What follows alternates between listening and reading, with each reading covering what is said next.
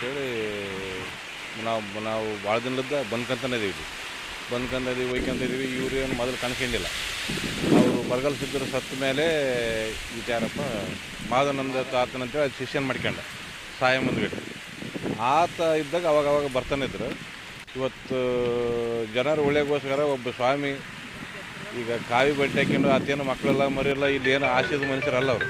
ಅಂಥವ್ರು ಬಂದು ಸುರಪುರ ತಾಲೂಕಲ್ಲಿದ್ದ ಇಲ್ಲಿ ಬಂದು ಅನುಷ್ಠಾನ ಮಾಡಿ ನಮ್ಮ ಒಳ್ಳೇದಕ್ಕೋಸ್ಕರ, ಜನರ ಒಳ್ಳೇದಕ್ಕೋಸ್ಕರ ಇಷ್ಟೆಲ್ಲ ಬಂದು ಇಲ್ಲಿ ಮಾಡಕತ್ತಾರೆ ಅಂದರೆ ನಮ್ಮ ಪುಣ್ಯ ಅನ್ಕೋಬೋದು. ನಾವು ತಾತರಿಗೆ ಚಿರಋಣಿ ಆಗಿರ್ತೀವಿ. ಇದು ಒಳ್ಳೆಯ ವಿಚಾರ. ಹಿಂಗಾಗಿ ನಾನು ಕಠಿಣ ರೀ. ಊಟ ಇಲ್ಲ ಏನೆಲ್ಲ, ಒಂದೇ ಗ್ಲಾಸ್ ಹಾಲು, ಒಂದು ದಿವ್ಸಕ್ಕೆ ಒಂದು ಗ್ಲಾಸ್ ಹಾಲು.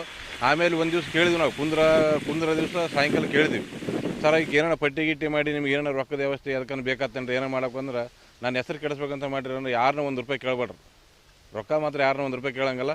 ಅದು ಹೆಂಗೆ ನಡಿಬೇಕು ಹಂಗೆ ನಡಿತೈತಿ. ಆ ಭಗವಂತ ಅದನ್ನು ಆತ ನಡೆಸ್ಕೊಂಡು ಹೋಗ್ತಾನೆ. ಯಾರನ್ನ ಏನು ಕೇಳ್ಬೇಡ್ರಿ, ನಿಮ್ಮ ಭಕ್ತಿ ಏನೈತೆ ಅಷ್ಟು ದುಡ್ಡಿರಿ ಅಂತ ಹೇಳ್ಬಿಟ್ಟು. ಅದರಿಂದ ಅಲ್ಲಲ್ಲ ಮನೆಗೆ ಸರ ಎಲ್ಲ ಇದ್ದು ಮನೆಗೆ ಇರೋಕ್ಕಾಗಲ್ಲ. ಒಂದು ಗಿಡದಾಗ ಇವತ್ತು ಹಗಲಿ ರಾತ್ರಿ ಟೈಮಿಂಗ್ ಹೇಳ್ರಿ. ನಾವು ಕೇಳಿದ್ವಿ ಎಷ್ಟು ದಿನ ಅಂತ ಕೇಳಿ ಸರ್. ಅದು ಇಷ್ಟು ದಿನ ಅಂತ ಇವತ್ತು ಹೇಳೋಕ್ಕಾಗಲ್ಲಪ್ಪ. ನಾನು ಭಗವಂತ ಯಾವಾಗ ಬುದ್ಧಿ ಕೊಡ್ತಾನೋ ಅವಾಗ ಹೇಳ್ಯದ.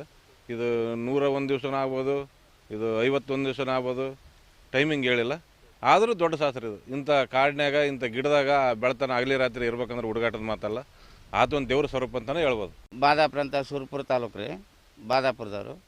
ಇಲ್ಲಿ ಬರಗಾಲ ಸಿದ್ಧಮಾತ್ ಮಠ ಅಂತ ಐತಿ ಇಲ್ಲಿ ಮುಷ್ಟೂರಲ್ಲಿ. ಇಲ್ಲಿಗೆ ಬಂದಾರ. ಇಲ್ಲಿ ಬಂದು ಇವರು ಅನುಷ್ಠಾನ ಮಾಡಕತ್ತಾರೆ, ಲೋಕ ಕಲ್ಯಾಣಕ್ಕಾಗಿ ಅನುಷ್ಠಾನ ಮಾಡಕತ್ತಾರೆ. ಇದು ಏನೈತಪ್ಪ ಅಂದ್ರೆ ನಮ್ಮ ಎಲ್ಲರಿಗೆ ಒಳ್ಳೆಯದಾಗಲಿ ಅಂತ ನಾವು ಬಯಸ್ತೀವಿ. ಮೊದಲು ಬಾದಾಪುರ ಇವ್ರದ್ದು, ಬಾದಾಪುರ. ಆಮೇಲೆ 4 ವರ್ಷ ಬಾದಾಪುರದಾಗ ಗವ್ಯಾಗ ಮಾಡ್ಯಾರ ಅನುಷ್ಠಾನ, 4 ವರ್ಷ ಮಾಡ್ಯಾರ. ಆಮೇಲೆ 3 ವರ್ಷ ಇದ್ರಾಗ ಮಾಡ್ಯಾರ ಆಲ್ದ ಮರದಾಗ. ಅದು ನಮಗೆ ಗೊತ್ತಿಲ್ಲ, ನಾವು ಅಲ್ಲಿ ಹೋಗಿಲ್ಲ, ನಮಗೆ ನೋಡಿಲ್ಲ. ಈಗ ಅವರಿಂದ ಅವರೆಲ್ಲ ನೋಡಿದವರು ಬಂದು ನಮಗೆ ಹೇಳಿದ ಮಾತಿದು ಈ ತಾತನವ್ರು. ಈಗ ಇದು ಮಾಡೋದು ನಾವು ಫಸ್ಟ್ ಈಗ ಇಲ್ಲಿ ಮಾಡೋದು ನಮಗೆ ಏನಪ್ಪ, ಜನರಿಗೆ ಪರವಾಗಿ, ಊರ ಪರವಾಗಿ, ನಮ್ಮ ಸುತ್ತಮುತ್ತ ಹಳ್ಳಿ ಪರವಾಗಿ ಒಳ್ಳೆ ಲೋಕ ಕಲ್ಯಾಣಕ್ಕಾಗಿ ಕುಂತಾರಂದ್ರೆ ನಮಗೆ ಒಳ್ಳೇದು ಅನ್ನಿಸ್ತೈತಿ.